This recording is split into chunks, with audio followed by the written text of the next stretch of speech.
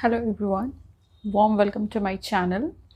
In our today's video, we will discuss about some kitchen tips, tricks and hacks that will save your time and bring convenience at your home. So, our first tip is how to sharp the blades of mixer and grinder. With frequent use, mixer grinder का जो blades होता है वो blunt हो जाता है, उसकी जो शार्पनेस होती है स्टार्टिंग में वो मेंटेन नहीं रहती है। तो ऐसा क्या करें जिससे मिक्सर ग्राइंडर की ब्लेड्स की जो शार्पनेस है वो मेंटेन रहे। Once in a while, like in a month और इन 2 months, आप मिक्सर ग्राइंडर में नॉर्मली जो नमक होता है, जो कॉमन सॉल्ट जो हम घर पे नॉर्मल नमक खाते हैं, उसे डालकर नॉर्मली जैसे आप किसी भी चीज़ को ब्लेंड करते हैं उसे आप ब्लेंड कर दीजिए। नमक को मिक्सर ग्राइंडर में चलाने से, जार में चलाने से ये होता है कि जो ब्लेड्स होते हैं जार के, वो फिर से उनमें वो शार्पनेस आ जाती है, जो ब्लंटनेस है वो ख़त्म हो जाती है। Next point, how to avoid milk sticking to bottom. जब भी हम दूध बॉईल करते हैं, मिल्क बॉईल करते हैं, या फिर हमें उसे कंडेंस्ड मिल्क में फॉर्म करना होता है या उसका खोआ या मावा बनाना होता है, तो दूध जो होता है वो कंटेनर के नीचे स्टिक होने लगता है, बॉटम में स्टिक होने लगता है। तो इस प्रोसेस को हम कैसे अवॉइड कर सकते हैं? जब भी आप मिल्क बॉईल करने बैठाएं, सबसे पहले कंटेनर में थोड़ा सा लाइक लिटिल बिट 1 या 2 चम्मच पानी डाल दें। उसके बाद फिर उस कंटेनर में दूध डालें, देन आप उसे बॉईल करें। दूध जो है वो कंटेनर के बॉटम में स्टिक नहीं होगा। Next point, what is the best ingredient from your kitchen for stomach ache. कई बार क्या होता है, due to oily foods, fast foods या आउटसाइड स्ट्रीट फूड्स, कई बार कंज्यूम करने से, ऐसे फूड्स कंज्यूम करने से हम स्टमक एक या इंडाइजेशन या एसिडिटी की प्रॉब्लम होने लगती है। स्टमक एक के लिए आपके किचन में जो बेस्ट इंग्रेडिएंट है वो है कैरम सीड्स, अजवाइन। आप एक बाउल लीजिए, उसमें थोड़ा सा लाइक 2 से 3 चम्मच कैरम सीड्स डालिए। उस बाउल में 1 कप पानी डालिए और उसे बॉयल होने के लिए रख दीजिए।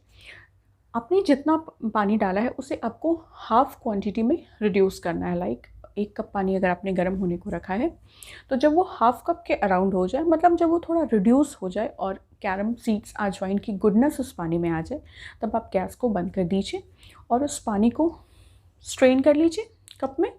आप उसमें कुछ भी डाल सकते हैं, like lemon, black salt for enhancing the taste, and lemon is good in stomach ache too. तो आप उसके बाद उसे कंज्यूम कर लीजिए।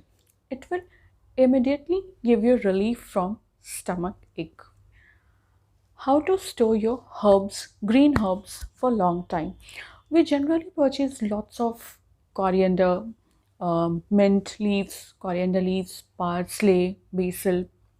हम बहुत सारा जो ग्रीन हर्ब्स होता है, लाइक धनिया पत्ता हो गया, पुदीना पत्ता हो गया, या कई बार होता है हम स्पिनच, साग वगैरह लेकर आते हैं और उसे हम तुरंत कंज्यूम नहीं करते, लाइक तुरंत हम उसको कुकिंग में यूज़ नहीं करते और वो सूख जाता है, बर्बाद हो जाता है। ठीक है, तो हम उसे स्टोर कैसे करके रख सकते हैं ताकि वो ज़्यादा टाइम तक फ्रेश रहे और ग्रीन रहे।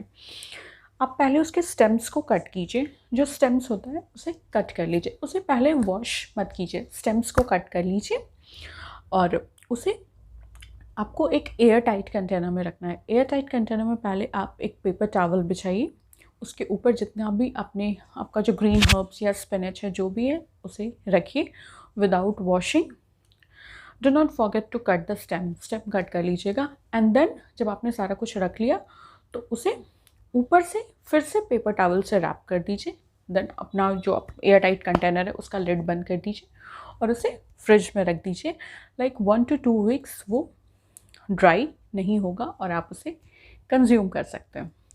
Next point, how to maintain the greenness of your chutneys. Green chutneys की जो ग्रीननेस है उसे मेंटेन कैसे करके रख सकते हैं। देखिए, कई बार क्या होता है कि ग्रीन चटनी को हम बहुत ज़्यादा दिन स्टोर करके रखते हैं तो वो थोड़ा डार्क हो जाता है। यूजुअली जब आप ग्रीन चटनी बनाते हैं, आई थिंक सब लोग ये करते होंगे, फॉर टेस्ट एनहांसिंग हम उसमें लेमन डालते हैं। तो लेमन हम सिर्फ टेस्ट के लिए नहीं डालते, lemon also maintain its greenness. जब भी आप चटनीज ब्लेंड कर रहे हैं, लाइक ग्रीन कोरिएंडर और मिंट आप ब्लेंड कर रहे हैं चटनी, तो चटनी बन जाने के बाद या जब आप ग्राइंडर में चटनी ब्लेंड कर रहे हो तो उस time half a lemon squeeze, lemon juice squeeze कर दीजिए उसमें, या चटनी जब आपने ग्राइंड कर लिया तो लेमन जूस स्क्वीज़ कर दीजिए उसमें। उससे एक टेस्ट तो इन्हांस होता ही है, टैंगीनेस आता ही है, और वो आपकी चटनी की ग्रीननेस को भी मेंटेन करके रखता है।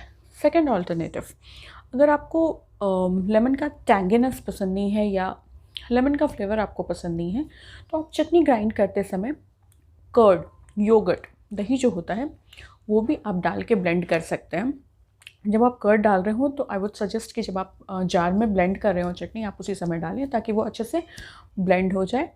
इससे भी टेस्ट बहुत ज़्यादा इन्हांस होता है और आपके चटनी का जो कलर है वो मेंटेन रहेगा।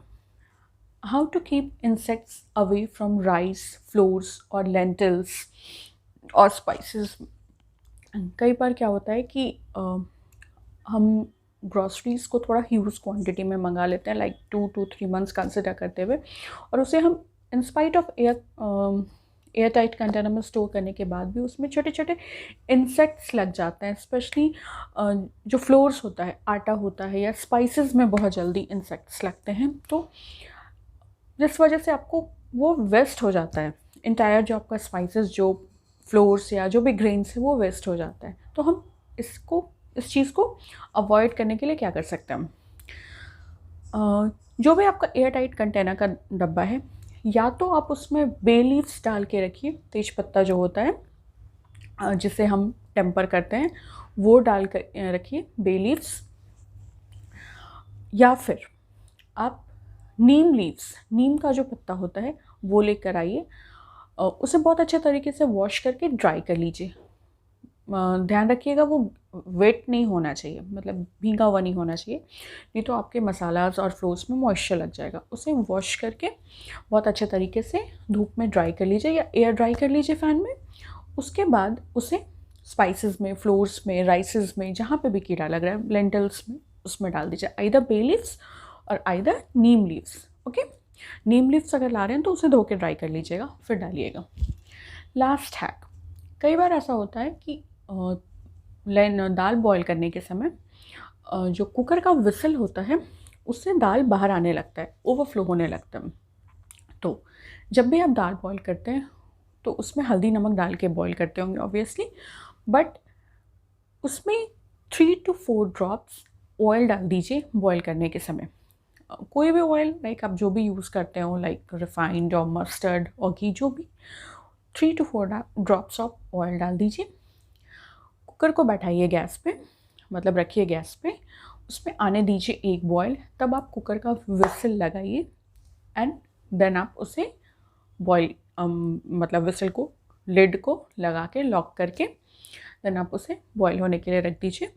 ऑयल डालने से क्या होता है कि जब कुकर में विसल आती है तो पल्सेस या जो भी चीज़ आप बॉयल कर रहे हैं वो ओवरफ्लो नहीं होता, विसल से बाहर नहीं आता है।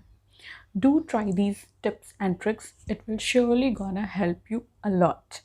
Thank you so much for watching. Take care and bye.